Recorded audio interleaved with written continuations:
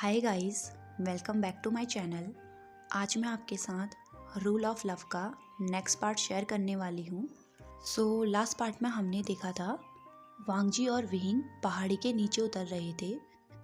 तभी उन्हें झाड़ियों के पीछे से किसी के घुर्राने की आवाज़ें सुनाई देने लगी। अंधेरे की वजह से कुछ दिखाई तो नहीं दे रहा था, लेकिन ऐसा लग रहा था जैसे झाड़ियों के पीछे से सैकड़ों ब्लू लाइट बाहर आ रही हैं। वांगजी उन्हें देखकर समझ गया था। उसने विहिंग से कहा, मेरे पीछे आओ।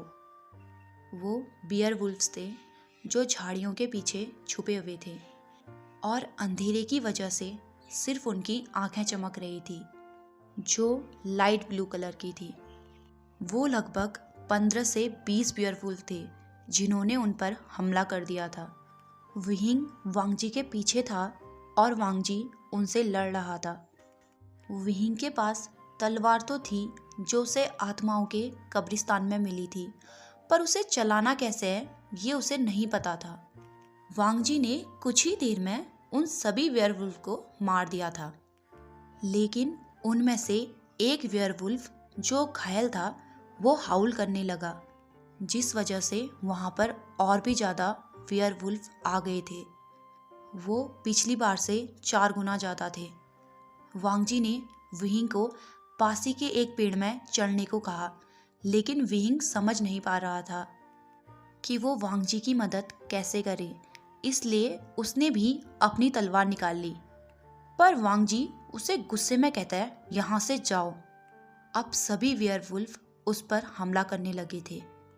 जब भी कोई वुल्फ विहिंग पर हमला करता तो वांगजी उसे बचा लेता था, पर अचानक से एक वुल्फ ने विहिंग की एल्बो पर बाइट कर लिया, जिससे उसको ब्लीडिंग होने लगी थी। उसकी खून की खुशबू से सारे वुल्फ विहिंग की तरफ बढ़ने लगे थे। वहाँ पर 100 से ज़्यादा भेड़िए थे। अकेले ही उन्हें मार पाना वांगजी के लिए मुश्किल था। जैसे ही उसे पता चला सारे वुल्फ विहिंग की ओर बढ़ रहे हैं, वो तुरंत ही विहिंग को बचाने के लिए उसके पास चला गया, लेकिन विहिंग नीचे गिर गया था और सभी वुल्फ उसके ऊपर थे। वांगजी एक एक करके उन्हें मार रहा था, लेकिन वो बहुत सारे थे। विहिंग अभी बहुत दर्द में था। भेड़ियों के नुकीले दांत विहिंग अपनी स्किन में महसूस कर सकता था, जो उसकी सॉफ्ट स्किन को नोच रहे थे। उसके पूरे शरीर में भेड़ियों के दांतों के निशान थे। तभी अचानक से आसमान में काले बादल छा गए और विहिंग की तलवार फिर से हरकत करने लगी। आसमान से आने वाली बिजली उस तलवार पर गिर रही थी और उसकी तलवार खड़ी हो गई। उसने पलक झपकते ही सारे भेड़ियों को मारकर गिरा दिया था। दूसरी तरफ वांगजी ये सब देखकर हैरान था, क्योंकि उस तलवार में बहुत ज़्यादा ऊर्जा थी। वो पूरी रिसेंटफुल एनर्जी से भरी हुई थी, लेकिन जैसे ही वांगजी विहिंग की ओर बढ़ा, उस तलवार ने वांगजी पर भी हमला कर दिया। तभी विहिंग ने जोर से सुबियान का नाम लिया और वो विहिंग के पास चली गई। जो ब्लड विहिंग के कपड़ों में लगा था वो भी गायब हो गया था और उसके सारे घाव भर चुके थे। उसकी स्किन फिर से नॉर्मल हो गई थी। उसे कोई भी पेन नहीं हो रहा था। वो खुद को हैरान होकर देख रहा था। तभी वांगजी उसके पास आया। विहिंग खुश होकर कहता है, मैं ठीक हो गया, मेरे सारे घाव भर गए हैं। लेकिन वांगजी हैरान था, क्योंकि जो तलवार विहिंग के पास थी वो रिसेंटफुल एनर्जी से भरी हुई थी। उसने पूछा, तुम्हें ये तलवार कहाँ से मिली? तब विहिंग ने जवाब दिया, मुझे ये तलवार आत्माओं के कब्रिस्तान में मिली थी और वहाँ पर जो कुछ भी हुआ था विहिंग ने उसे सब बता दिया। वांगजी को इस बारे में ज़्यादा नहीं पता था, पर उसने एक बार अपने अंकल से इस बारे में सुना था कि आत्माओं के कब्रिस्तान में दुनिया में शांति बनाए रखने के लिए एक तलवार दफनाई गई है। इस तलवार से इतनी निर्दोषों की बलि ली गई थी, जिस वजह से वह रिसेंटफुल एनर्जी से भरी हुई थी। पर यह तलवार तो मास्टर लियू चैन की थी, जिन्होंने डेमोनिक कल्टीवेशन का इस्तेमाल किया था, जिस वजह से पूरी दुनिया में कयामत आई थी। वांगजी ये सब सोच ही रहा था। तभी विहिंग कहता है, हंगुनजुन, आप क्या सोच रहे हैं? वांग जी इस सब के बारे में क्लियर नहीं था, इसलिए वो कुछ नहीं कहता। अब उन दोनों ने आगे बढ़ना शुरू कर दिया था, पर इस बार विहिंग चुप था क्योंकि वो थक चुका था। उसने लगभग 2 दिन से कुछ भी नहीं खाया था। उसकी बॉडी में अब स्ट्रेंथ नहीं थी। फिर भी वो लगातार चल रहा था अपने भाई के लिए। वो बस यही प्रे कर रहा था कि जंछाड़ ठीक हो। लगभग रात भर चलने के बाद सुबह 4 बजे वो पहाड़ी के नीचे उतर गए थे। उन्होंने वहाँ से जियानचैंग को ढूंढना शुरू कर दिया था। तभी उन्हें झाड़ियों के पीछे से कुछ लोगों के बोलने की आवाज़ें सुनाई दी। वो 2 लोग थे जो आपस में बात कर रहे थे। उनमें से एक कह रहा था, लगता है राजकुमारी का दिमाग खराब हो गया है, तभी तो वो बिना सोचे समझे किसी की भी मदद करने लगती हैं।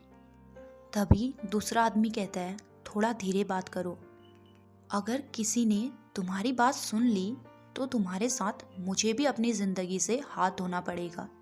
तभी विहिंग के नाक पर एक मक्खी बैठ जाती है, जिससे उसे जोर की छींक आती है। वो इतनी जोर से छींका था जिससे आधा जंगल हिल गया था और वांग जी उसकी तरफ गुस्से में देख रहा था। विहिंग डर के मारे अपना सर झुका लेता है और बड़बड़ाते हुए कहता है, मैंने जानबूझ के तो नहीं किया था। वो तो मक्खी ही थी जो मुझे किस करने आई थी। ये सुनकर वांग जी के मुंह से सिर्फ एक वर्ड निकलता है, शेमलेस। तभी पीछे से किसी ने उनके ऊपर तलवार रख दी थी। पीछे से आवाज आई, अगर चालाकी करने की कोशिश करी तो एक पल में ही तुम दोनों की गर्दन अलग कर दी जाएगी। ये आवाज विहिंग के लिए फैमिलियर थी और उस पर्सन से आने वाली लेवेंडर की सेंट भी। उसने बिना पीछे देखे हुए कहा, वेंचिंग, क्या ये तुम हो? ये सुनकर वेंचिंग ने अपनी तलवार नीचे रख दी थी। अब वो भी विहिंग की फ्लर्टी वॉइस पहचान चुकी थी। उसने कहा, विहिंग, तुम यहाँ क्या कर रहे हो? विहिंग पलटकर एक डीप स्माइल करता है। उसने कहा, मैं तुम्हें मिस कर रहा था ना, इसलिए यहाँ आ गया। ये सुनकर हर बार की तरह वेंचिंग उसे इग्नोर करके वहाँ से जाने लगती है। तभी विहिंग उसे रोकते हुए कहता है, हे, गुस्सा मत करो, मैं तो बस मजाक कर रहा था। तभी वो वांग जी की तरफ देखती है। वांग जी भी उसकी तरफ देखता है और बो करता है। उसने कहा, मैं लांगवांजी, गुसू का सेकंड प्रिंस। तब वेंचिंग भी उसे बो करती है और कहती है, मैं वेंचिंग हूँ, यिलिंग की राजकुमारी। वो दोनों आपस में बहुत पोलाइटली बात कर रहे थे। उन्हें देखकर विहिंग सोच रहा था, जब ये मुझसे बात करते हैं, इनके अंदर किसी और की आत्मा आ जाती है। वो उन दोनों को इंटरप्ट करते हुए कहता है, क्या तुम भूल चुके हो हमें जियानचैंग को ढूंढना है? तभी किसी के दर्द में घर्राने की आवाज़ सुनाई दी, जो दाईं ओर से आ रही थी। उस आवाज़ को सुनकर विहिंग पैनिक हो गया था। वो जल्दी उस डायरेक्शन में भागा जहाँ से आवाज़ आ रही थी। कुछ दूर जाने के बाद वो रुक गया। अपने सामने का नज़ारा देखकर वो फ्रीज हो गया था, क्योंकि उसके सामने जियानचैंग जख्मी हालत में पड़ा हुआ था। रेड ड्रेस में 2 लोग थे जो उसे दवाई लगा रहे थे। जैसे ही वो जियानचैंग के पास जाने के लिए आगे बढ़ा, तभी पीछे से वेंचिंग ने कहा, अभी उसके पास मत जाना, मैंने उसे कुछ हर्ब्स दिए हुए हैं, इसलिए तुम उसे अभी छू नहीं सकते। विहिंग ने कहा, ये तुम्हारे साथ कैसे है? तब वेंचिंग उसे बताती है, जियानचैंग उन्हें झाड़ियों के पीछे जख्मी हालत में मिला था। वेंचिंग कहती है, इसके जख्म बहुत गहरे हैं, इसे प्रॉपर इलाज की ज़रूरत है। विहिंग ने वांग जी की तरफ देखकर नोट किया। विहिंग ने कहा, ठीक है, अब हम इसे क्लाउड रेसेस ले जाते हैं। लेकिन थोड़ा सोचने के बाद वेंचिंग बोलती है, तुम इसे नहीं ले जा सकते। भेड़िए के नाखून नुकीले और जहरीले होते हैं और उन्होंने इसे बहुत बुरी तरीके से जख्मी किया है, इसलिए तुम इसे छू नहीं सकते। हम भी क्लाउड रेसेस जा रहे हैं, तुम चाहो तो मैं तुम्हारी मदद कर सकती हूँ। विहिंग बिना किसी ऑब्जेक्शन के मान गया था। अब वेंचिंग अपने एक साथी को जंछा को उठाने को कहती है और सब क्लाउड रेसेस के लिए बढ़ जाते हैं। लेकिन रास्ते भर विहिंग की नज़र जियान चैंग पर ही थी, जो अभी अनकॉन्शियस था। उसे अपने भाई की ऐसी हालत देखकर बहुत गिल्ट हो रहा था।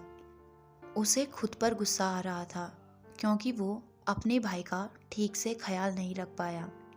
क्लाउड रेसेस पहुंचने तक उन्होंने कहीं भी आराम नहीं किया था। जब वो गुसू पहुंचे, लैन सिचन गेट में खड़े होकर उनका इंतज़ार कर रहे थे। जैसे ही उन्होंने कुछ लोगों के साथ विहिंग और वांगजी को देखा, वो तुरंत ही उनके पास चले गए। वांगजी ने सिचेन को जंछा की कंडीशन के बारे में बता दिया था। सिचेन ने कहा, हमें तुरंत ही इन्हें हेड फिजिशियंस के पास ले जाना होगा। अब जेबुजुन ने अपने एक डिसिपल से जंछा को कैरी करने के लिए कहा, लेकिन जैसे ही विहिंग उन्हें फॉलो करने लगा, वांगजी ने उसका हाथ पकड़ लिया। 2 दिन से लगातार पैदल चलने के बाद विहिंग काफ़ी थका हुआ था। उसे तेज भूख भी लगी थी, लेकिन वांगजी के कोल्ड फेस को देखकर ये जान पाना इम्पॉसिबल था कि उसके दिमाग में चल क्या रहा है। विहिंग को जंछा के पास जाना था, इसलिए वो अपने हाथ छुड़ाने के लिए स्ट्रगल कर रहा था, लेकिन वांगजी ने उसका हाथ बहुत टाइट पकड़ा था और वो उसे फोर्सफुली अपने साथ ले गया। वांगजी उसे असिस्टेंट हॉल के सामने लेकर आया था और वो खुद घुटनों के बल बैठ गया। विहिंग बेचारा उसे ऐसे देखकर कंफ्यूज हो गया था। वो ये समझने की कोशिश कर रहा था कि आखिरकार ग्रेट हंगुनजुन करना क्या चाहते हैं। तभी वांगजी गुस्से में विहिंग को ग्लेयर करने लगा। उसे देखकर विहिंग समझ गया था कि वो चाहता है विहिंग भी घुटनों के बल बैठ जाए, लेकिन उसे कहाँ पता था कि अभी उसके साथ क्या होने वाला है। वांगजी को असिस्टेंट हॉल के सामने घुटनों के बल देखकर आसपास जितने भी शिष्य थे वो घबरा गए थे। वहाँ पर घुटनों के बल बैठने का मतलब उन्हें अच्छे से पता था। वांगजी हमेशा कोल्ड फेस लिए घूमता था, जिस वजह से क्लाउड रेसेस के सारे शिष्य उससे डरते थे। इसलिए किसी ने भी उससे बात करने की हिम्मत नहीं करी। कुछ ही देर में वहाँ पर 2 शिष्य बड़े बड़े वीप लेकर आ गए थे। विहिंग उन्हें देखकर कंफ्यूज था। उसने इनोसेंटली वांगजी से पूछा, हंगुनजुन, ये सब क्या हो रहा है? हम यहाँ पर क्यों बैठे हुए हैं? वांगजी यूजुअली किसी का जवाब नहीं देता, पर उसका कोल्ड हार्ट थोड़ा सा मेल्ट हो गया। लेकिन उसका फेस अभी भी वैसा ही था, एक्सप्रेशनलेस। उसने थोड़ा टाइम लिया, फिर जवाब दिया, क्लाउड रेसेस में 9 बजे के बाद बाहर जाना फॉरबिटन है और हमने रूल तोड़ा है, इसलिए पनिशमेंट लो। ये सुनकर विहिंग डर के मारे गल्प करने लगा था। उसने जब वीप की तरफ देखा तो वो लंबी और मोटी थी, जिसे देखकर विहिंग की बॉडी डर के मारे शिवर करने लगी थी। उसने वांगजी की तरफ देखकर गुस्से में कहा, पनिशमेंट से तुम्हारा क्या मतलब है? मैंने कोई गलती नहीं करी और तुम्हें पनिशमेंट लेने का इतना ही शौक है तो यहाँ पर बैठकर तुम मेरे बदले भी मार खाओ, मैं तो जा रहा हूँ। ये कहकर वो जैसे ही उठने की कोशिश करता है, 2 लोगों ने उसे पकड़ लिया था। वो चिल्ला रहा था, छोड़ो मुझे, मैंने 2 दिन से कुछ भी नहीं खाया है और तुम मुझे यहाँ मार रहे हो। उसका चिल्लाना बेकार था क्योंकि उन्होंने उसे मारना शुरू कर दिया था। उसकी आवाज़ें पूरे क्लाउड रेसेस में गूंज रही थी, जिस वजह से वहाँ पर काफ़ी भीड़ जमा हो गई थी। और दूसरी तरफ वांगजी था, जो चुपचाप कोड़े खाई जा रहा था। उसके एक्सप्रेशन हमेशा की तरह अनरीडेबल थे। 2 फीमेल कल्टीवेटर पास से गुजर रही थी, जो इसी साल गुसू में मार्शल आर्ट सीखने के लिए आई हुई थी। उनमें से एक कल्टीवेटर कहती है, ये तो हंगुनजुन है ना, जो स्ट्रिक्टली रूल्स को फॉलो करते हैं, तो इनको पनिशमेंट क्यों दी जा रही है? पास ही में एक डिसिपल खड़ा था। उसने कहा, लगता है तुम यहाँ नई आई हो, नहीं तो तुम ये सवाल नहीं पूछती। वो फीमेल कल्टीवेटर अपनी आईब्रो ऊपर करते हुए कहती है, मैं समझी नहीं। तब वो शिष्य कहता है, हंगुनजुन यहाँ के पनिशमेंट इंचार्ज हैं और उन्हें पनिशमेंट सिर्फ वो ही दे सकते हैं। अब उनमें से एक फीमेल कल्टीवेटर कहती है, सच में सेकंड मास्टर लैन कमाल हैं, उनकी जितनी तारीफ की जाए उतनी कम है। मैंने तो अपने फादर से कह दिया है मैं शादी करूंगी तो सिर्फ हांगुंजुन से। ये कहकर वो शर्माने लगती है। तभी वो शिष्य जो उनसे बात कर रहा था, ये सुनकर उसकी आंखें शौक में बड़ी हो गई थी। उसने अपने मुंह पर अंगुली लगाते हुए कहा, क्या तुम धीरे बात नहीं कर सकती? अगर तुम्हारी बात यहाँ किसी ने सुन ली तो वो तुम्हारे साथ मुझे भी मार देगा। ये सुनकर वो दोनों फीमेल कल्टीवेटर डर गई थी। उन्होंने धीरे से कहा, इतनी छोटी सी बात के लिए हमें कौन मारेगा? तभी उस डिसिपल ने स्कैरी टोन में कहा, लांग वांजी के बिट रोड। शायद तुम नहीं जानती, वो एक पावरफुल इमोर्टल हैं। कोई हांगुंजुन के बारे में बात भी करे ये उन्हें बिल्कुल पसंद नहीं। आज से 2 साल पहले एक बड़े क्लैन का राजकुमार यहाँ शिक्षा के लिए आया था, पर हांगुंजुन की ब्यूटी देखकर वो उनके प्यार में पड़ गया था। लेकिन जैसे ही ये बात उनके मंगेतर को पता चली, उन्होंने उस राजकुमार को सबके सामने चुनौती दी और सभी के सामने उसका गला काटकर अलग कर दिया। ये सब वो इतना डरा के बता रहा था जिससे वो दोनों फीमेल कल्टीवेटर सांस लेना तक भूल गई थी। तभी एक फीमेल कल्टीवेटर कहती है, उनके बेटरोट हैं कौन? लेकिन इससे पहले वो शिष्य आंसर दे पाता, विहिंग इतनी जोर से चिल्लाया जिससे ऑलमोस्ट सभी के कान के पर्दे फट चुके थे। उनकी पनिशमेंट के हिसाब से उन्हें 50 कोड़े पड़ चुके थे। ओके गाइस, आज के लिए बस इतना ही। आई होप आपको आज का पार्ट पसंद आया होगा। अगर आपने मेरे चैनल को सब्सक्राइब नहीं किया है तो प्लीज़ मेरे चैनल को सब्सक्राइब कर दीजिएगा। एंड वीडियो कैसी लगी मुझे कमेंट बॉक्स में बताना।